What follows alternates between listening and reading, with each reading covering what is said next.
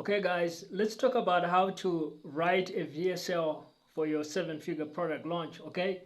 And if you should even be using a VSL. So first of all, the first thing I want to talk about is what is a VSL? Like if you're new to marketing or you've been learning but you've come across this term VSL and you're not sure what it is. So let's talk about what a VSL is. So VSL stands for video sales letter. So if you've seen a normal written text sales letter, it might say something like, "Dear friend, um, you know, I hope you are ready to jump into the new golfing, whatever it's gonna be." So it's gonna be like a letter, right, that you write to your email list or a direct mail list or subscribers in one way or another, and then you're gonna sell your product. So this is useful for e-commerce, for SaaS, for info products, coaching, that kind of thing. Now that's a normal sales letter. There's a version of that that takes away the text, and instead what you do is you simply go on video and you record that letter as an actual video, and that's called a video sales letter. Now, the principles that apply to writing a normal text sales letter also apply to writing a video sales letter. Video sales letters don't need to be too long. It doesn't need to be like, a 30-minute VSL. It can be anywhere from a 5-minute VSL to maybe a 15-minute VSL if what you're selling is like a high-ticket thing. Now, if you're selling like e-commerce products and you want to portray the features in your product and how these actually help the end user, it can be a good idea to use a VSL, because what you can do is you can actually showcase video footage of yourself or somebody else using the actual product. And you know what they say? They say that a picture is worth 1,000 years. 1,000 words. And this is one particular case where that's the case. If you can actually showcase the product, right, then you can actually tell people like, okay, this is how I apply this lotion. This is how this particular perfume has been great for me. You can actually like feature the actual product in your VSL. If you're selling some kind of diet pill, you can actually have the diet pill in the picture with you, and you can show like, okay, these are my effects from using this. Like, if you're showcasing a particular type of shoe that's really nice, like you can actually hold up the shoe and you can actually say like, this is where it makes your walking very comfortable, that kind of thing. So a VSL is great for adding a visual aspect to your sales message. Now, let's talk about an actual framework that you can use, a simple framework, but an effective framework that you can use to write your VSL. So the framework I like to use is my own framework. So it's 10 Mutunhire's PSD-QQ sales framework. I came up with this myself. I haven't written about it, I don't think, in my latest book or anywhere, but I have put out some materials online about this sales system, and you can use it to write a normal sales letter, as well as to write a VSL, as well as to write other pieces of copy where you need to like sell something to your audience. So let's walk through PSD-QQ, which is it stands for, the P stands for problem, SD stands for solution design, and then you see at the end there are two Q's, like QQ.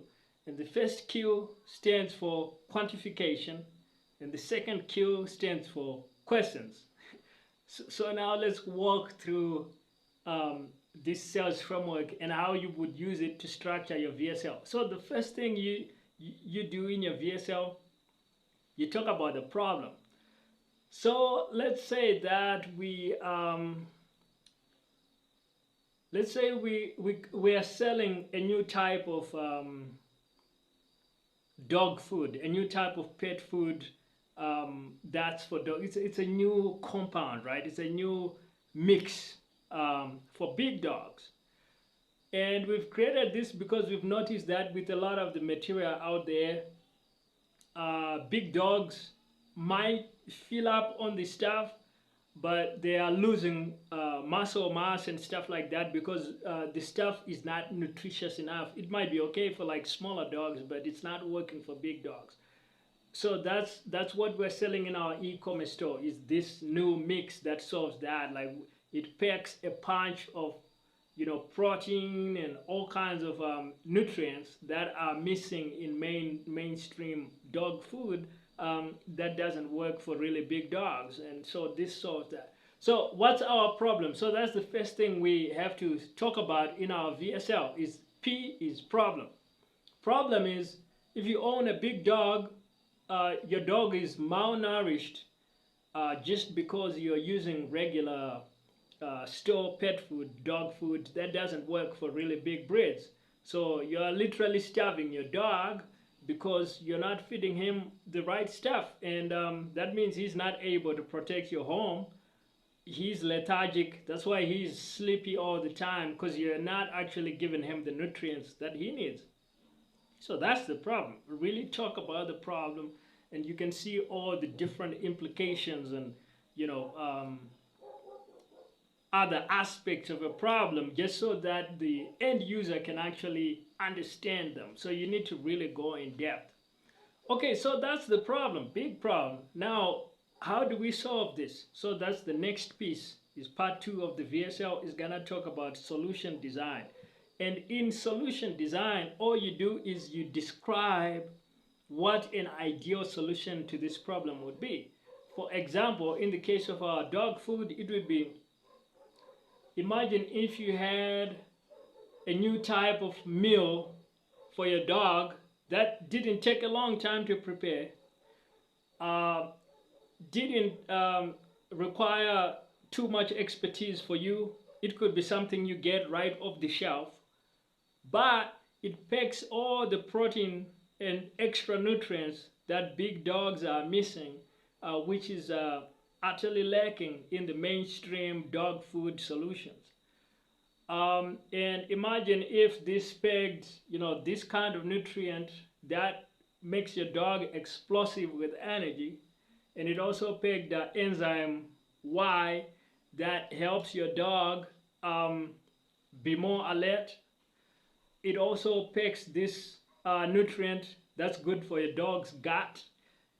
And by the way, we also need to make sure that this dog food doesn't contain dangerous chemical Z that is frequently used in dog food, and which is literally killing your dog if you are feeding your dog normal dog food, right? So now we've designed a solution that is ideal, because it picks the good stuff in the ideal quantities, but it doesn't have any of the bad stuff. And so that's an ideal solution. So that's solution design. At this point, it literally sells itself. Once you've designed an ideal solution, like, you walk through why it's superior, because you've literally pointed out all the good things about it and how it does away with all the bad things in other alternative solutions. So now we can move on to the first Q, which is quantification. So what you want to do is you want to quantify both the problem and you want to quantify the solution, the ideal solution. So quantifying the problem could be, well, your dog is literally losing weight because of this bad diet you're feeding him. And this is gonna be costly in these ways. And also your dog literally you could be shortening the lifespan of your dog, and you know, no dog owner wants their dog to just die like that. So we've quantified the problem. Like, this is literally life or death for your dog, and unless you take action. So we've quantified. You always want to quantify it so that the buyer can make an informed decision, because now they know, like, okay, I can ignore this, but the actual cost is I could lose my dog one of these days, right?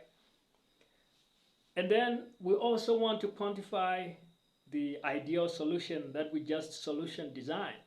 So we can say like, well, what is it worth to you and your family for your dog to live an extra 5 years than where he would have ended up on that old diet? And that's a good way to quantify it, because we're talking about the impact on the dog's lifespan. You can do this no matter what you're selling. You might be selling a car, you might be selling some kind of fashion item, you might be selling real estate, you might be selling investments. Whatever you're selling, you can do this quantification process. Now we move on to the last part of our VSL, which is the final Q. And the final Q, as we said, stands for questions. So now what you want to do is the viewer has some questions in his or her mind as you've been making your presentation throughout this VSL. So they're literally asking themselves like, well, how much does this stuff cost? This stuff is going to cost me a lot of time over the long term. I mean, a lot of money over the long term, because it's like a premium solution, new diet. And how easy is it to prepare anyway? This stuff might be very complex. I don't have time to prepare meals every day for my dogs. I just want something off the shelf that I can use. So all these questions and objections that the prospect has in their mind, you now get to answer and to address in the final Q, which is questions. So you want to have a Q&A section at the end of your VSL. If you don't do this, there's going to be a lot of questions that your prospects have. And one thing that a common saying in sales is that a confused mind never buys, right? If somebody is confused, has unanswered questions, there's a bunch of stuff they're asking themselves and you haven't addressed them, that prospect is not very likely to buy. So you absolutely need that final Q at the end of your VSL to ensure that your VSL is super persuasive. And if you want some more resources to help you with your 7-figure product launch, you can grab some of my free resources. The links are in the description.